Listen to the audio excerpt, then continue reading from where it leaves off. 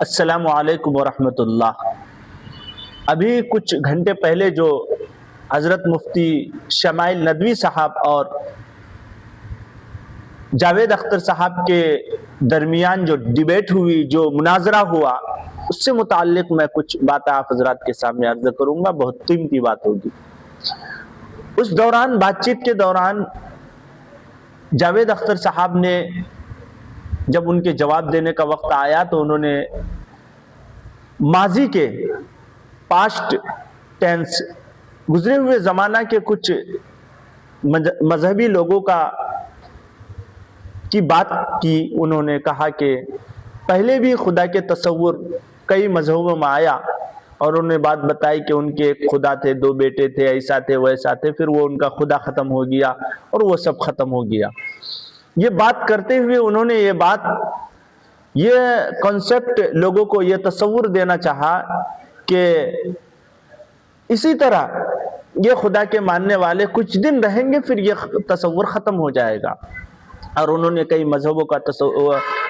مذہبوں کا ذکر کرتے ہوئے کہا کہ پہلے بھی لوگ خدا کو مانتے تھے، خدا کی بات کرتے تھے، آج چرچ خالی ہے اور وہ سب ختم ہو گیا ہے، اور یہ بھی ختم ہو جائے گا کچھ عرصہ کے بعد۔ پھر انہوں نے بات کرتے ہوئے یہ بات بھی کہی ہے کہ ہو سکتا ہے کہ میرے جیتے جی یعنی میری زندگی میں یہ سب خدا کے تصور اور یہ سب عبادت وغیرہ سب ختم ہو جائے، یا پھر کچھ عرصہ گزرنے کے بعد ہو جائے۔ تو میں آپ کی اس بات سے 100% ایگری کرتا ہوں۔ واقعتاً آپ نے یہ جو بات کہی ہے، یہ بات جو آپ نے کہی ہے، یہ وجود باری تعالیٰ کے متعلق نہیں ہے، وجود باری تعالیٰ سے اس کا کوئی تعلق نہیں ہے۔ اور یہ بات آپ نے جو کہی ہے، میں بھی اس کو مانتا ہوں کہ آج اس کائنات میں اگر 10 جاوید ہیں تو آگے چل کر 20 جاوید ہوں گے، آگے چل کر اور 100 جاوید ہوں گے، ہزاروں جاوید ہوں گے۔